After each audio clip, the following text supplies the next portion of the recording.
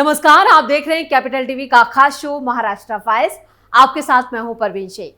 आपको बताएंगे क्यों गठबंधन में सीटों पर मची है किचकिच, कैसे मुंबई की सीटों पर बागियों ने बढ़ाई परेशानी, नामांकन के आखिरी दिन दिग्गजों ने दिखाई ताकत, कैसे वर्ली में ठाकरे परिवार की राह हुई और मुश्किल, और शिंदे के विधायक का टिकट कटने से क्यों है रो रो के बुरा हाल। इसके अलावा जानेंगे कौन किसकी बढ़ा रहा है टेंशन, कौन किसको दे रहा है चुनौती।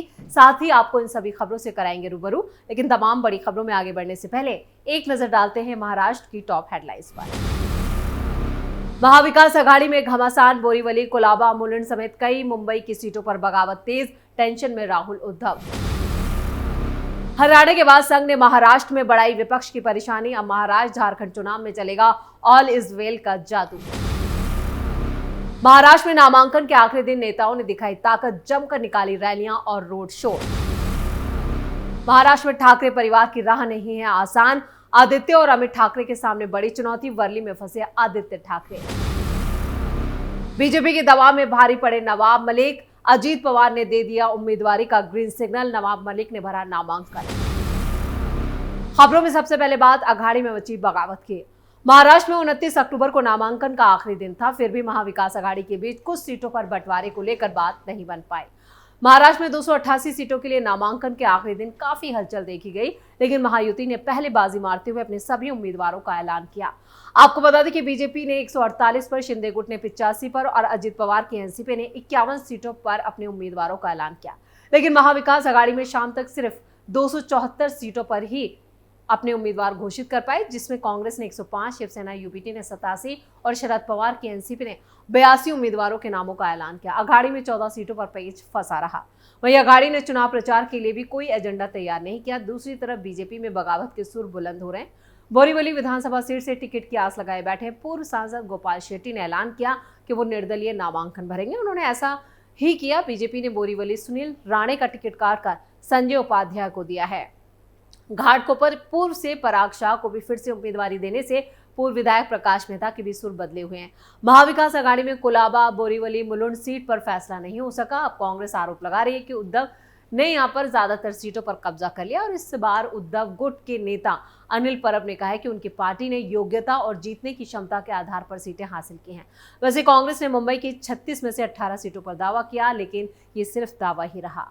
सोमवार रात तक महाविकास आघाड़ी के बीच कोलाबा, मुलुंड और बोरीवली पर कोई फैसला नहीं हो सका। सीट बंटवारे के मामले पर मुंबई कांग्रेस के पूर्व अध्यक्ष भाई जगताप ने कहा है कि उद्धव गुट का रुख गठबंधन की राजनीति के अनुरूप नहीं था। हमने बातचीत के लिए उद्धव गुट के नेताओं के साथ बैठक की।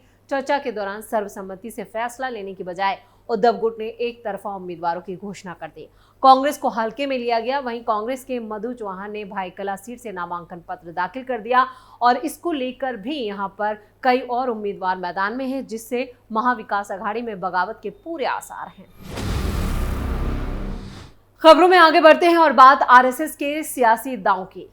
महाराष्ट्र में चुनाव जीतने के लिए बीजेपी और संघ की एक बड़ी बैठक हुई है और इस सीक्रेट मीटिंग में संघ के कई अधिकारी भी शामिल हुए। वहीं बीजेपी की तरफ से कई नेता वीडियो कॉन्फ्रेंसिंग के जरिए इस बैठक में शामिल हुए। बैठक में हरियाणा में जो संघ का प्लान था, वही प्लान अब महाराष्ट्र में बीजेपी और संघ उसी के तहत आगे बढ़ेंगे। संघ और बीजेपी की दूरियां मिटने को महाराष्ट्र विधानसभा चुनाव से पहले पार्टी के लिए बड़ी बढ़त माना जा रहा है। हरियाणा में बीजेपी की आश्चर्यजनक और ऐतिहासिक जीत ने आरएसएस के साथ उसके रिश्तों में आई दरार को भी पाट दिया। हरियाणा में बीजेपी की हैट्रिक में संघ परिवार की जमीनी कोशिशों ने महत्वपूर्ण योगदान दिया और इससे बीजेपी और आरएसएस ने अपनी परस्पर निर्भरता की फिर से पुष्टि की। हाल में मथुरा में भी संघ की मीटिंग के बाद दत्तात्रेय होसबोले ने जोर देकर कहा था कि संघ और बीजेपी के बीच सब ठीक है। इससे पहले आरएसएस बीजेपी के राष्ट्रीय अध्यक्ष जेपी नड्डा ने कहा था कि पार्टी को अपने कामों को चलाने के लिए आरएसएस की जरूरत नहीं है, क्योंकि अब वो अपने आप में सक्षम है। होसबोले ने कहा कि संघ नड्डा के बयान की भावना को समझता है और ये किसी भी तनाव का कारण नहीं है। बीजेपी को उम्मीद है कि वो महाराष्ट्र में मराठों और मुसलमानों पर महाविकास आघाड़ी के फोकस का मुकाबला करने के लिए ओबीसी समूह और एससी/एसटी समुदायों को भी एकजुट कर सकेगी। इसलिए अगर कांग्रेस का महार समुदाय में बड़ा समर्थन आधार है, तो आरएसएस ने मातंग जाति समूह के साथ संपर्क साधा। एकनाथ शिंदे सरकार की तरफ से अनुसूचित जाति के कोटे के भीतर कोटे पर चर्चा करने के लिए एक समिति नियुक्त करने का कदम कथित तौर पर आरएसएस के दबाव के बाद ही उठाया गया था। माना जाता है कि अनुसूचित जाति समुदायों के उपवर्गीकरण पर निर्णय ने हरियाणा में बीजेपी की भी मदद की थी और इसी तरह की मदद अब महाराष्ट्र में मिल सकती है। खबरों में आगे बढ़ते हैं। महाराष्ट्र में विधानसभा का चुनाव के लिए जो नामांकन का आखिरी दिन था, उस दिन कई दिग्गज उम्मीदवारों ने अपना नामांकन पर्चा दाखिल किया और इसके साथ ही अपनी ताकत का प्रदर्शन भी किया। एक ही चरण में 20 नवंबर को चुनाव होना है, लेकिन अभी तक तीनों ही दलों की तरफ से राज्य में संयुक्त चुनाव प्रचार के लिए भी कोई ठोस तैयारी होती नजर नहीं आ रही, जबकि महायुति के नेताओं ने पूरे ढोल ताशे के साथ अपना नामांकन दाखिल किया। ऐसा लगता है कि तीनों दल सीटों के समझौते पर ज्यादा तवज्जो दे रहे हैं, जबकि बीजेपी के नेतृत्व में महाराष्ट्र की महायुति ने प्रधानमंत्री नरेंद्र मोदी की 10 से 12 बड़ी रैलियों की घोषणा भी कर दी है।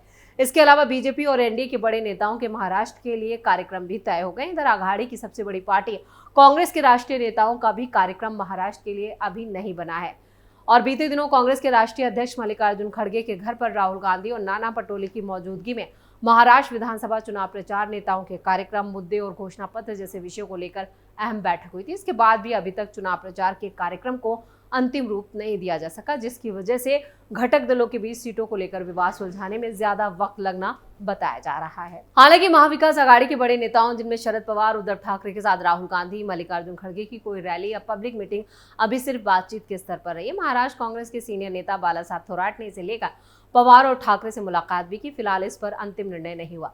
बताया जा रहा है कि राहुल गांधी, शरद पवार और उद्धव ठाकरे की 4 से 5 संयुक्त रैलियां राज्य के नासिक, मराठवाड़ा, विदर्भ, कोंकण और मुंबई में हो सकती है, जिसका कार्यक्रम तीनों दलों के नेताओं की मौजूदगी के आधार पर तय किया जाएगा।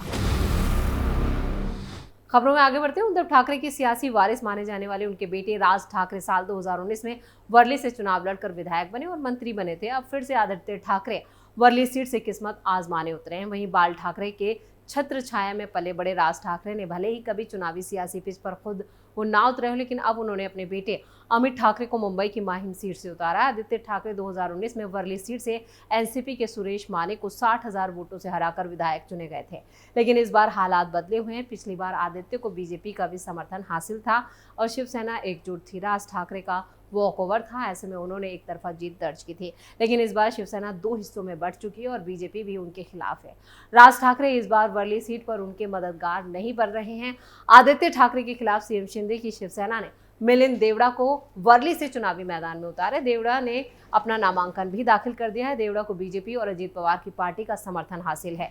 इतना ही नहीं, राज ठाकरे ने अपने करीबी संदीप देशपांडे को वर्ली से टिकट दिया है। इस तरह आदित्य ठाकरे के खिलाफ विपक्ष ने जबरदस्त तरीके से सियासी चक्रव्यूह रचा है, लेकिन कांग्रेस और शरद पवार की पार्टी का समर्थन होने से मुकाबला रोचक हो गया है। मुंबई की वर्ली सीट पर बड़ी संख्या में हाई प्रोफाइल और मराठा समुदाय के वोटर रहते हैं। मिलिंद देवड़ा की पकड़ हाई प्रोफाइल वर्ग के बीच मजबूत मानी जाती है, तो मन से प्रत्याशी संदीप देशपांडे के उतरने से मराठा वोटों में भी बिखराव का खतरा बना हुआ है। एकनाथ शिंदे और राज ठाकरे ने जिस तरह उद्धव ठाकरे के बेटे आदित्य ठाकरे के खिलाफ घेराबंदी की है, उसके चलते चुनाव काफी इंटरेस्टिंग हो गया है।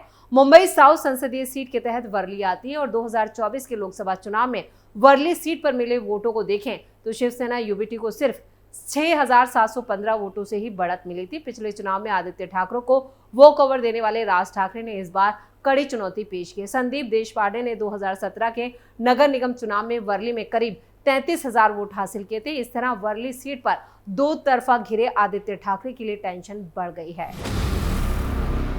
खबरों के आखिर में बात नवाब मलिक की। महाराष्ट्र विधानसभा चुनाव में नामांकन के आखिरी दिन एनसीपी नेता नवाब मलिक को एबी फॉर्म अजीत पवार ने दिया और आपको बता दें कि महाराष्ट्र में बीजेपी और एनसीपी महायुति गठबंधन का हिस्सा है।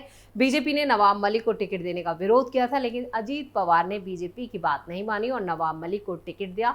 उन्होंने अपना नामांकन दाखिल कर दिया। वो 5 बार के विधायक हैं और इस समय अणुशक्ति नगर सीट का प्रतिनिधित्व करते हैं। महाराष्ट्र फाइल्स में फिलहाल के लिए इतना ही। आपको वीडियो की खबरें कैसी लगी कमेंट करके अपनी राय जरूर दें। वीडियो को लाइक करें, शेयर करें और कैपिटल टीवी को सब्सक्राइब जरूर करें। नमस्कार।